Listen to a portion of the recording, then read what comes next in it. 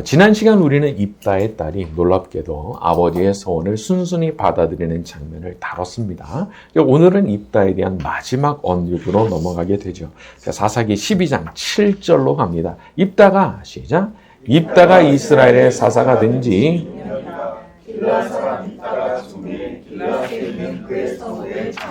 되었더라. 자, 입다가 이스라엘의 사사가 된 지 6년 만에 죽었다는 겁니다. 6년. 근데 저는 이 부분을 보면서 이거 자기 사명이 있구나 그런 생각이 좀 들었습니다. 말하자면 암몬 자손을 물리치는 일들, 그 일이 어쩌면 입다의 참 필생의 사명이었다고 볼 수가 있는 거죠. 그러니까 그 일을 위해서 입다는 준비가 된 사람인 거예요. 어쩌면 태어나기 이전부터 택하심을 받은 사람인 거죠. 그리고 자기의 사명을 마치고 나니까 하나님께서 그 머지않은 시점에 이제 올라와라 말씀을 하신 거죠. 아마도 입다는 자기의 그 필생의 사명이 암몬 자손을 물리치는 일이었을지를 몰랐을 거예요. 전혀 모르고 살았을 거예요. 그렇지만 자기는 몰랐지만 결국 그 사명을 다 마치게 되니까 하나님께서 부르신 거거든요. 여러분, 우리도 마찬가지 아니겠습니까? 우리도 우리의 필생의 사명이 정확한 게 뭔지를 모를 수가 있어요. 여기 입다도 몰랐고요. 생각해보면 모세도 몰랐어요. 자기 필생의 사명이 뭔지 몰랐단 말이에요. 그런데 어느 날 살다 보면 그 필생의 사명을 마주대하게 되는 그 순간이 있고 마침내 그 사명을 다 완수를 하게 되면 하나님께서 수고했다. 너의 분량을 잘 채웠구나 하시면서 하늘로 부르시는 그날이 오게 되는 거죠. 물론 모든 사람이 입다처럼 이렇게 민족적인 사명을, 국가적인 사명을 띠고 태어나진 않았겠죠. 하지만 분명히 우리 개개인에게도 하나님께서 맡기신 사명이 다 있거든요. 근데 제가 보니까 이게 대체로 가장 가깝게 살아가는 사람, 특히 가족에 대한 게 많더라고요. 평범한 모든 분들한테 있는 그 필생의 사명이 뭐냐 할 때 굉장히 많은 퍼센트가 이건 거의 대다수라고 볼 수가 있겠죠. 자기 가족에 대한 부분이 많습니다. 그래서 나와 가장 가까운 곳에서 삶을 같이 하는 누군가, 그 가족들에게 자기 삶을 내어주게 하시고 그들을 섬기게 하시고 이게 있는 거예요. 설령 자기에게 이런 육신의 가족이 한 명도 남아있지 않은 분이라고 해도 나와 지금 현재 가장 가까이 살아가는 분 있죠. 사회에서든 교회에서든 가장 가까이 살아가는 그분들이 어쩌면 하나님께서 나한테 그분들 섬기는 사명을 나한테 주신 거일 수가 있는 거예요. 그리고 그렇게 하나님께서 맡겨주신 누군가를 내가 잘 섬기고 그분들을 위해서 수고해야 되는 그 분량을 다 마치게 되면은 하나님께서 어느 순간 나를 부르시는 거예요. 참 근데 우리가 그날을 잘 몰라요. 그러니까 하루하루 그냥 성실하게 살아갈 뿐인 거예요. 오늘 하루 나한테 허락을 해주셨으면 내게 주신 사명을 다해야 되겠다 생각하고 사랑하는 마음 먹고 또다시 한번 섬기는 걸로 내 마음을 그렇게 가져가는 거예요. 자, 다시 입다 얘기로 돌아와서 혹시 이 땅에서의 그 입다의 생애를 생각해 보면은 참 그렇게 행복한 것만은 아니었을 수 있는 거예요. 천한 신분으로 태어나서 배다른 형제들에 의해서 쫓겨나기도 했고 또 암몬 자손과 싸워서 대승을 거두기는 했지만 또 그 딸로 인해서 너무 가슴 찢어지는 것 같은 그런 일도 당했고 말이죠. 자, 하지만 여러분, 그런 입다가 이 세상을 떠났을 때 어디로 갔겠어요? 우리 하나님 계시는 거, 우리의 사랑의 왕이신 우리 예수님 계시는 그곳으로 입다는 올라간 거예요. 자, 우리 성경 한 구절 찾아봅니다. 요한계시록 21장 3절과 4절입니다. 요한계시록 21장 3절과 4절. 신약성경 420쪽쯤에 있습니다. 요한계시록 21장 3절과 4절, 신약성경 420쪽. 자, 내가 들으니 이렇게 가죠. 시작. 내가 들으니 보좌에서 큰 음성이 나서 이르되 보라 하나님의 장막이 사람들과 함께 있음에 하나님이 그들과 함께 계시리니 그들은 하나님의 백성이 되고 하나님은 친히 그들과 함께 계셔서 모든 눈물을 그 눈에서 닦아주시니 다시는 사망이 없고 애통하는 것이나 꼭하는 것이나 아픈 것이 다시 있지 아니하리니 처음 것들이 다 지나갔음이러라. 이 땅에 참 사람이 사는 동안에는 눈물을 많이 흘릴 수밖에 없는 거 아니겠어요?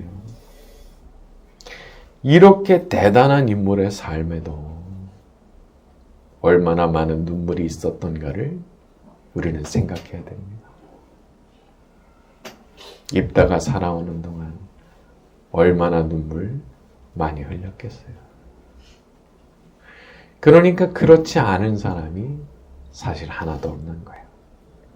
하지만 그래도 우리에게 소망이 있는 것은 내가 이 땅을 떠나는 그날 우리 하나님께서 내 눈물을 닦아주시는 날이 온다는 겁니다. 모든 눈물을 그 눈에서 닦아주시니 우리가 우리의 사명을 다하고 이 땅을 떠나게 되는 그날 우리 하나님께서 우리 예수님께서 우리 눈에서 눈물을 닦아주실 줄로 믿습니다. 자, 우리 13장으로 넘어갑니다. 사사기 13장 1절로 갑니다. 이스라엘 자손이 시작. 이스라엘 자손이 여호와께서 그들을 40년 동안 넘겨주시니라. 저는 이 부분을 보면서 이거 아주 명확한 패턴이 있구나 그런 생각이 들었어요. 하나님의 백성이 하나님 앞에 막 악을 행합니까? 여지없이 징계를 내리신다는 거예요. 그러니까 평소에 보면은 하나님께서 개입을 하시는지 안 하시는지, 나를 지켜보고 계시는 건지 안 계시는 건지 실감이 잘 안 날 수가 있거든요. 그런데 계속 엇나가는 거예요. 하나님께서 싫어하실 만한 생각을 자꾸 하고요. 하나님께서 싫어하실 만한 마음의 그 은밀한 소원을 자기가 계속 갖고 있고, 그리고 그런 종류의 말을 하고 하나님 싫어하실 만한 자꾸 행동을 하게 되면은요, 하나님께서 어느 순간 옴쭉달싹 못하게 딱 묶어 놓으시고 아주 그냥 콩구멍을 내시는 날이 이제 있는 거예요. 우리 성경 한 구절 찾아봅니다. 히브리서 12장 6절에서 8절, 신약성경 367쪽입니다. 히브리서 12장 6절에서 8절, 신약성경 367쪽, 히브리서 12장 6절에서 8절까지 봅니다. 히브리서 12장 6절에서 8절, 주께서 이렇게 가지요. 시작. 주께서 그 사랑하시는 자를 징계하시고 그가 받아들이시는 아들마다 채찍질하심이라 하였으니 너희가 참음은 징계를 받기 위함이라. 하나님이 아들과 같이 너희를 대우하시나니 어찌 아버지가 징계하지 않는 아들이 있으리요. 징계는 다 받는 것이거늘 너희에게 없으면 사생자요 친아들이 아니니라. 특히 8절에 징계는 다 받는 것이거늘. 여러분, 징계 다 받습니다. 안 받는 사람은 없는 거예요. 저를 포함해서. 여기 징계라고 번역이 된 그 단어는 1차적으로 보게 되면은 여기 어떤 뜻의 단어냐, 어린아이들을 훈육할 때 쓰는 그 단어예요. 어린아이들을 훈육할 때 쓰는 그 단어 조합이거든요. 그 조합. 여러분, 우리가 아이가 어릴 때 훈육하죠. 입는 거, 먹는 거, 말하는 거, 행동하는 거. 일일이 다 이렇게 보면서 가르쳐요. 그래서 잘못하면 야단도 치고 어떤 때는 잘했다고 머리도 쓰다듬고 말이죠. 그런데 하나님께서 우리 아버지가 되셔가지고 우리를 그렇게 징계도 하시고 훈육도 해나가신다는 거예요. 어린애를 그렇게 돌보고 가르치시듯이 너희에게 없으면 사생자요 친아들이 아니니라. 하나님께서 우리를 지켜보시면서 자꾸 이렇게 바로 잡으려고 하시고 어떤 때는 정말 호되게 매를 드시는 이유가 뭐냐? 친아들이라. 친자식이라 그렇다는 거예요. 남의 자식이면 그렇게 안 하신다는 거예요. 근데 하나님의 자식이기 때문에 하나님께서 그렇게 엇나가는 꼴을 두고 보질 못하시는 거예요. 그러니까 오히려 나한테 그게 없다? 너 사생자일 수 있는 거야. 그게 없었어? 한 번도? 그렇게 막 나가는데도 매 맞은 적이 없어? 너 그거 이상한 거야. 그렇게 말씀하는 거죠. 여러분, 우리가 보면은 세상에서 진짜 악하게 사는 사람인데도 잘 사는 사람들이 있어요. 너무 잘 살아. 자, 그런데 그게 뭐예요? 하나님께서 내비두시는 거예요. 그냥 내비두시는 거예요. 여러분, 그러다가 어디로 들어가요? 이 세상 영원히 살아요? 아니에요. 죽는 순간 어디로 들어가냐 말이에요. 그렇기 때문에 하나님께서 냅두시는 게 축복이 아닌 거예요. 오히려 야단치시는 게 축복인 거예요. 여러분, 사람이 야단 맞지 않고 혼나지 않고 사람 됩니까? 안타까운 일이지만 사람이 안 됩니다. 왜? 우리의 본성이 기울어져 있거든요. 악한 쪽으로 기울어져 있거든요. 여러분, 멋대로 살면 마음대로 살 수 있도록 한번 해봐 주세요. 누군가를. 그거 분명히 삐뚤어집니다. 아주 엉망진창이 되는 거예요. 그게 점점 누구를 닮아가느냐? 그 마귀를 닮아가요. 그러니까 참 가끔씩 이렇게 뉴스에 보도되는 거 보면은 아주 굉장한 갑질을 하는 분들 보면은 부자들 많죠. 아주 힘 있는 분들 많죠. 야, 그거 큰일 나는 겁니다. 그냥 그 권력이 있으니까 마음대로 갑질하는 거예요. 그 사람 안 되는 겁니다. 돈이 너무 많으니까 사람들이 그 앞에서 절절절절 이렇게 매잖아요. 그거 사람 되기 어려운 거예요. 그래서 하나님께서 그렇게 야단치시는 일이 이제 있는 거죠. 여러분, 혹시 하나님께서 야단치셨습니까? 눈물이 쏙 빠지도록 혼내셨습니까? 너무 낙심하지 마세요. 하나님께서 자식이라서, 당신의 친자식이라서 그렇게 하신 거예요. 그럼 우리 어떻게 해야 돼요? 회개하면 돼요. 돌이키면 되는 거예요. 우리 하나님께서 나를 징계하실 때 망하라고, 죽으라고 징계하신 게 아니에요. 그러니까 너무 답이 쉬워요. 돌이키면 돼요. 회개하면 돼요. 잘못했습니다. 누가복음에 보면 이런 말씀이 있어요. 죄인 한 사람이 회개하면 하늘에서는 회개할 것이 없는 의인 99으로 말미암아 기뻐하는 것보다 더하리라. 여러분, 이 말씀은 1차적으로는 물론 전심으로 인생을 돌이키는 회심을 가리키는 말씀이지만 사람이 회개를 한다는 것, 그 마음을 돌이킨다는 걸 우리 하나님께서 얼마나 기뻐하시는가를 보여주시는 말씀이기도 한 거예요. 내가 부모인데 매번 엇나가던 그 녀석이 어느 날 정신을 차리고 내 앞에 와서 잘못됐다고 눈물을 흘려요. 그러면 내가 마음이 어떨까요? 나도 같이 우는 거예요. 나도 같이 울게 되는 거예요. 너무 기뻐서. 근데 그게 우리 하나님 아버지 마음이신 거예요.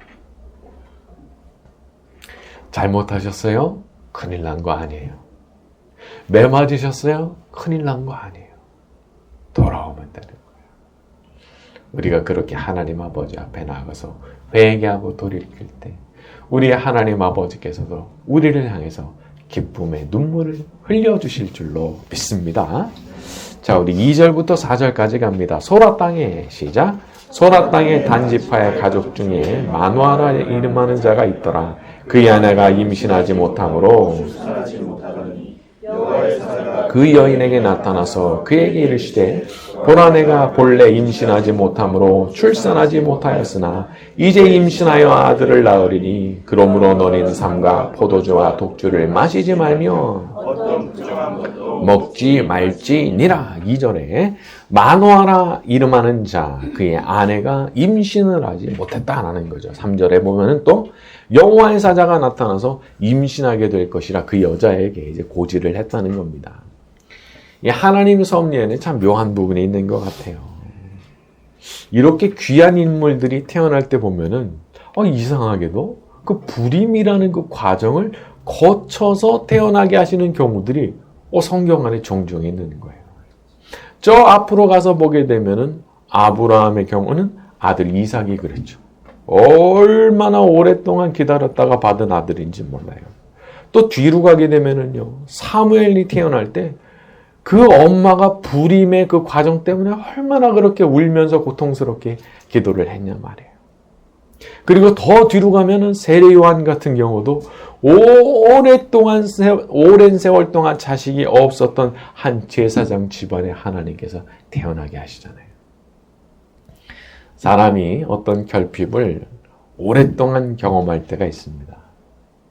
참 그게 있었으면 좋겠는데 없어요. 정말 많이 노력했는데 채워지질 않는 거예요. 그래서 그 결핍이 늘 내 마음속에 어떤 짐이 되고요. 나를 슬프게 하고요. 나한테는 왜 그런 복이 없나 그런 생각이 들게 하는 거 말이에요. 자, 그런데 여러분 그런 과정을 통해서 생겨나는 게 있습니다. 그것은 내게 없는 그거. 내게 결핍이 되는 바로 그거 있죠. 그게 얼마나 소중하고 특별한 건지를 그때 깨닫는 거예요. 이미 가진 사람 그 소중함을 몰라요. 이미 가졌거든요.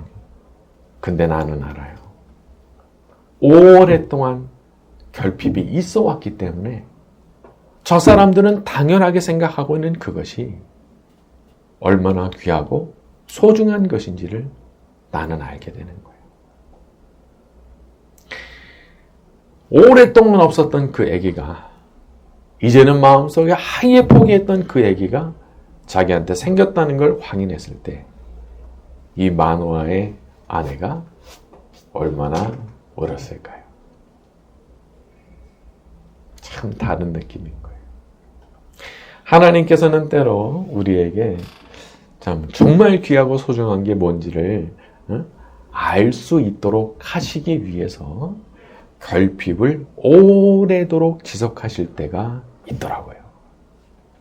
사람이 잠깐 결핍이 있으면 소중한 거 잘 못 깨달아요. 그런데 오랫동안 결핍이 있으면 이제 깨달아요. 그제서야 그게 얼마나 소중했던 건지를 깨닫게 되는 거예요. 여러분 모든 게 우리 하나님 손 안에 있습니다. 혹시라도 오랫동안 경험해온 그 결핍, 그게 있다면 주실 수 있는 분께 우리가 호소를 해야 되는 거예요.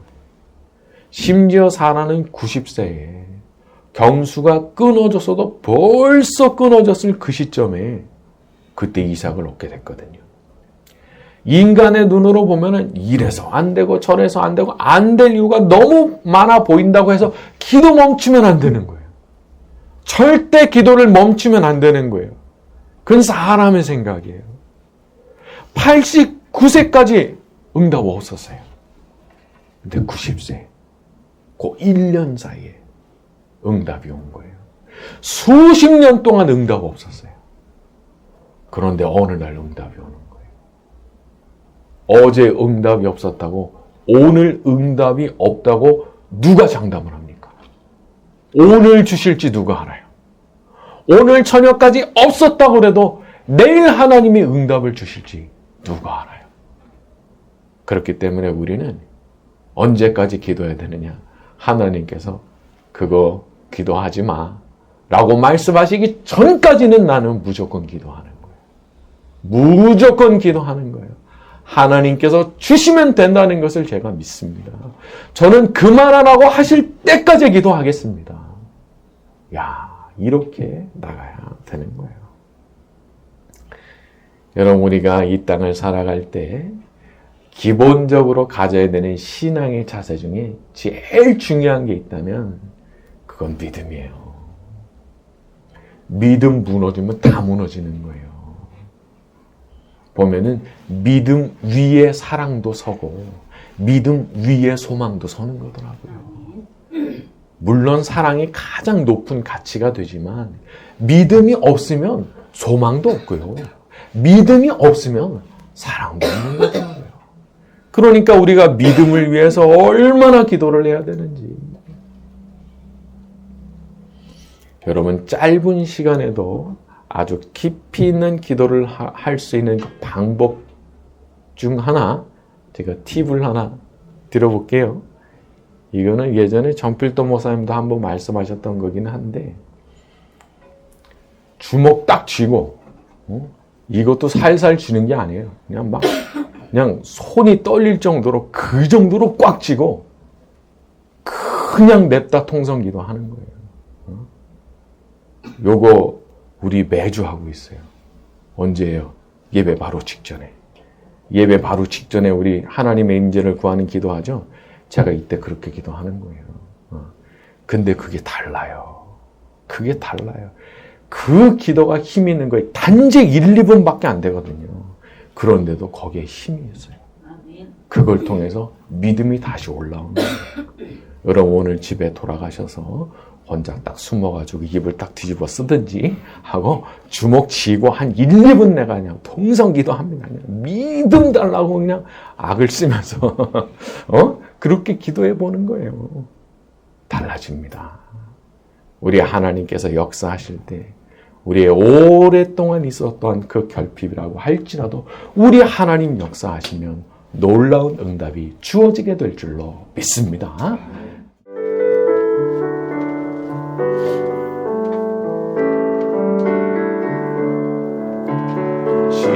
지금까지 지내온 것 주의 크신 은혜라 한이 없는 주의 사랑 어찌 이루 말하랴 자나깨나 주의 손이 항상 살펴주시고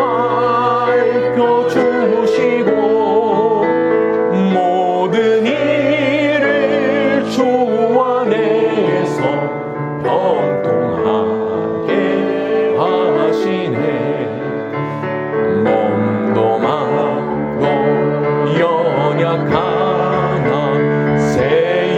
세임받아 살았네 물 붓듯이 부으시는 주의 은혜 족하다 사랑 없는 어머니에나 험한 산길에 맬 때 주의 손을 굳게 잡고 찬송하며 가리라 주님 다시 배올라니 날로 날로 다가와 무거운 짐 주께 맡겨 벗을 나도 멀잖네 나를 위해 예비하신 고향집에 돌아가 아버지의 품 안에서 영원토록 3절 다시 갑니다. 주님 다시 배올라니 날로 날로 다가와 무거운